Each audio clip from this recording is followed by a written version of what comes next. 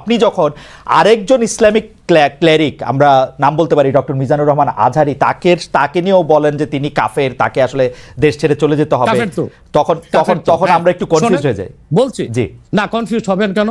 আপনি যার কথা বলেছেন সে কি বলেছিল আপনি দেখেছেন তার বক্তব্যগুলো? আমি দেখেছি, কিন্তু তার শোনেন কথা শোনেন। জি, তাকে বলুন, সে তো আমার ছাত্র, তাকে জিজ্ঞেস করুন। 2007 সালে সে আমার থেকে সবক নিয়েছে দারুন রাজাত মাদ্রাসায়। আমি তার টিচার, আমি তার শিক্ষক, এবং তার শিক্ষকরাও আমাকে শিক্ষক মানে। অতএব সে যদি দেখুন, আপনাকে পিছন থেকেই বলতে হচ্ছে, আপনি সময় দিতে হবে আমাকে। আপনি কিন্তু বসে আছেন একা, আমার কিন্তু কয়েক হাজার লোক বসে আছে আমার অপেক্ষায়, একটা শিডিউল প্রোগ্রাম আমি রেখে বসেছি আপনার এখানে। যেহেতু আপনার মাধ্যমে আমার মেসেজটা আমি অনেকের কাছে পৌঁছাতে পারবো। আপনি যে ব্যক্তির নাম নিয়েছেন, তাকে আপনি কি দিয়ে তাকে স্কলার বলবেন? লক্ষ লক্ষ লোক হলে স্কলার হয়? এটা কোনো কথা নয়। দ্বিতীয় কথা হচ্ছে, সে মুফতি নয়, ফতুয়া দেবার অধিকার রাখে মুফতি। স্কলার হওয়া এক জিনিস, ওয়াইজ হওয়া এক জিনিস, মুফতি হওয়া আরেক জিনিস। আমার কথা হচ্ছে, আমি কি গ্র্যান্ড মুফতি বাংলাদেশে তা আমি বলছি না, এটা বলার অথরিটি আমার নেই, কিন্তু আমার ফতুয়াতে কলম বসাবার মতো 10টা মুফতি আপনি বের করে দেন। এখন অন্য মুফতিরা বলছে না কেন, সেটা একটা সাহসিকতার বিষয় আছে, সেটা আরো কোনো তাদের প্রতিবন্ধকতা থাকতে পারে। যেমন আপনি দেখেছেন আওয়ামী শাসনের সময় দেশের অনেক বড় বড় আলেম শেখ হাসিনার দালালি করেছে, তো তারা কি এমন কোনো ফতোয়া দিবে যে সরকার বেকায়দায় পড়ে? এখন অনেক আলেম আছে যেটা বর্তমান সরকারের নির্লজ্জ সমর্থন করে যাচ্ছে, কিন্তু সরকার ক্ষমতা আসার পর থেকে আমি শরিয়ার কোরআন সুন্নাহর আলোকে যতটুকু সমালোচনা করা দরকার গঠনমূলক সমালোচনা করে যাচ্ছি। আর আমাদের মতো 2-4-10 জন যারা মিডিয়াতে আছে তারাই কিন্তু দেশের আলেম না। হাজার হাজার আলেম ওলামা পীর মাশায়েখ নীরবে নিভৃতে নির্জনে ইসলামের খেদমত করে যাচ্ছে, তাদের মতামতটাও দেখতে হবে। এখন যারা ফ্রন্টে চলে এসেছে, মিডিয়াতে চলে এসে সেলিব্রিটি হয়ে গেছে, তারাই কি বললো সেটা দেখার বিষয় না। এখানে তো যদি আপনি একটা প্রশ্ন আনেন যে আসলে শাতিমকে ক্ষমা পেতে পারে কিনা, বা রাষ্ট্র যদি শাতিমকে পৃষ্ঠপোষকতা দেয়, তার শাস্তি নির্ধারণ না করে, তাহলে কোনো জনগণ বিচারটা হাতে করতে পারবে কিনা?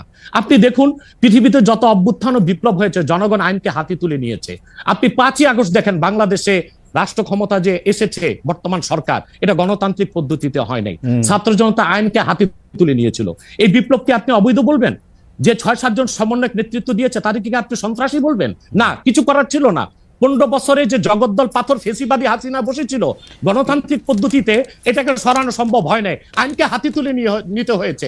অতএব যদি গণতন্ত্রের স্বার্থ রক্ষে আইনকে হাতে তুলে নেওয়া যায়, আল্লাহ তার হাবিবের সুমহান ইজ্জত এবং স্বার্থে আল্লাহ তার হাবিব সাল্লাল্লাহু আলাইহি ওয়াসাল্লামের ইজ্জতের বিপক্ষে কেউ কথা বলবে এবং ধারাবাহিকভাবে শাস্তি পাবে না, চলতেই থাকবে। আমরা শুধু মিটিং মিছিল করে লাঠি পেটা খাবো, গুলি নিব। স্যার আপনার কাছে মনে হয় না, স্যার আপনার কাছে মনে হয় না এটা আপনার কাছে মনে হয় না এটা আপনার পয়েন্ট অফ ভিউ?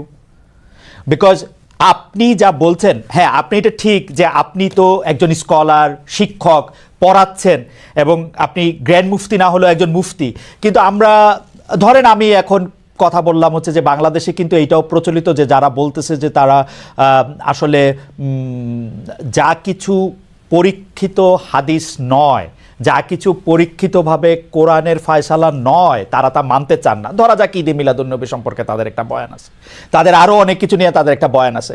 তাদের মধ্যে থেকেও কেউ আছেন যারা মক্কা মদিনায় বড় বড় জায়গায় আলেমের কাজ করতেছেন। আমি আব্দুর রাজ্জাক বিন ইউসুফের কথা বলতে পারি, আরও আপনি জানেন কাদের কথা আমি বলছি।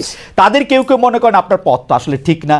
1, 2 হচ্ছে আপনি যার কথা যেভাবে বলতেছেন যে ধরেন মিজানুর রহমান আজহারি কি আসলে একজন স্কলার কিনা। এখন কেউ তো এই প্রশ্ন তুলেছেন যে জনাব এনায়েতুল্লাহ আব্বাসীও যথেষ্ট পরিমাণে এই জায়গায় আছেন কিনা। সেই জন্য আমি জানতে চাইতেছিলাম যে আপনি যখন আইন হাতে তুলে নেওয়ার কথা বলেন স্যার, সেইটা কি আপনি কিভাবে তার যোগ্য, এবং আপনি ছাড়া আর কে আছেন এটার মধ্যে যোগ্যতার জায়গায় আর কি? আমি এখন বলছি, আমি মনে করি আমি গ্র্যান্ড মুফতি বাংলাদেশের। আচ্ছা, আপনি মনে করছেন আপনি গ্র্যান্ড মুফতি? ওকে, এবং এটা আমি চ্যালেঞ্জে। ওকে আমার ফতুয়ার বিপক্ষে শোনেন, আমার ফতুয়ার বিপক্ষে যে যাচ্ছে তাকে আমার সাথে বসান, আপনার প্ল্যাটফর্মে বসান। দ্বিতীয় কথা হচ্ছে ঈদে মিলাদুন্নবী নিয়ে যে আপনি প্রশ্ন করেছেন, ঈদে মিলাদুন্নবী সাল্লাল্লাহু আলাইহি ওয়াসাল্লাম নিয়ে অনেক ডিবেট হয়েছে, এবং ঈদে মিলাদুন্নবীর পক্ষে যারা, তারাই বিজয়ী হয়েছে। আর বাংলাদেশে ওলামায়ে দেওবন্দের একটা বিরাট অংশ যারা মূল ধারার, তারা কিন্তু ঈদে মিলাদুন্নবী নিয়ে কখনো বিরোধিতা করে না। কিছুমাত্র স্কলার আছেন যারা কোনোভাবে পারসেজ হয়ে আছেন, তারাই ঈদে মিলাদুন্নবীর বিরোধিতা করে। আমরা বলি মিলাদ যার সিরাত নার তার, মিলাদুন নবী সাল্লাল্লাহু আলাইহি ওয়াসাল্লাম ব্যানারও মাহফিল হতে পারে, সিরাতুন নবী সাল্লাল্লাহু আলাইহি ওয়াসাল্লাম ব্যানারও মাহফিল হতে পারে। এবং আপনি শুনেছেন আজকে 4 বছর যাবত সৌদি সরকার উচ্চ ওলামা পরিষদ ফতোয়া দিয়েছে যে ঈদে মিলাদুন নবী উপলক্ষে মাহফিল সৌদি আরবে হবে, এবং 12 রবিউল আউয়াল তারা রাষ্ট্রীয় ছুটি ঘোষণা করে রেখেছে। এবং বাংলাদেশে বর্তমান সরকারও যথেষ্ট আলেম ওলামা আছেন যারা কওমি ঘরানার এবং দেওবন্দ ঘরানার, যাদেরকে আমরা আহলে হক মনে করে থাকি, এবং আমরা মনে করি জৌনপুর, ফুরফুরা, সারসিনা, আহলে সুন্নাত, আহলে হক একই ধারাতেই চলে আসছে। তারাও কিন্তু ইসলামিক ফাউন্ডেশনের দায়িত্বে আছে, এবং তারা কিন্তু এবারও ঈদে মিলাদুন্নবী ব্যানারে প্রোগ্রাম করেছে, এবং আমি সেখানে অংশগ্রহণ করেছিলাম একদিন। অতএব বিচ্ছিন্নভাবে কে কে ঈদে মিলাদুন্নবীর বিরোধিতা করলো, আব্দুর রাজ্জাক সাহেবের নাম বলেছেন, ওনাকেই বসান আমার সাথে কথা বলি, সংলাপ হতে তো কোনো দোষ নাই। ওকে, বা আপনি আরো যাদের কথা বলেছেন আচ্ছা তাদেরকে বসান আমাদের সাথে। আচ্ছা, আমার এখানে একটা সম্পূরক জাস্ট প্রশ্ন আছে আইনের ব্যাপারে। যেহেতু তেহরিকে খতমে নবুয়তের শাখা যুক্তরাজ্যেও আছে, এখানেও আছে, আপনি একইভাবে এই কথা বা ভারতের পশ্চিমবঙ্গের কথা বলেছেন, এইখানে যেটা বলছেন সেটা কি যুক্তরাজ্য এবং ভারতের পশ্চিমবঙ্গের জন্য প্রযোজ্য? যুক্তরাজ্যেও যদি কেউ এই ধরনের কথা বলে তাকেও কি আপনি এরকম একটা কথা বলবেন বা বলতে পারবেন? জি জি বলবো। আমি যুক্তরাজ্যে যে সাফার করে এসেছি সেটা শোনেন আগে। 2 বছর আগে আমি যুক্তরাজ্যে গিয়েছিলাম।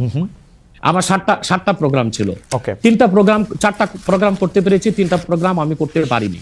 এবং সেখানে আমার বিরোধিতা করেছিল নাইজেল ফারাজ, আপনি জানেন তাকে, সিএনএন নিউজ প্রেজেন্টার, এবং সে ব্রেক্সিট আন্দোলনের হোতা ছিল, এবং সে ব্রিটিশ পার্লামেন্টে মেম্বার ছিল। আমার যেদিন সেন্ট্রাল লন্ডনে প্রোগ্রাম ছিল, নাইজেল ফারাজ লং মার্চের ঘোষণা দিয়েছিল, এবং আমি সেখানে যেতে পারিনি। কেন?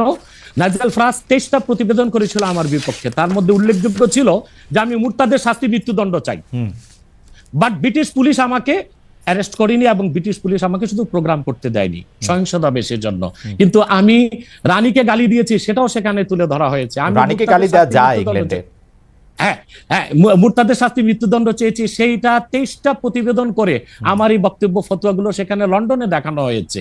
আমি বাংলাদেশে যে চরিত্র, লন্ডনে সেই চরিত্র, পশ্চিম বাংলায় সেই চরিত্র। ওকে।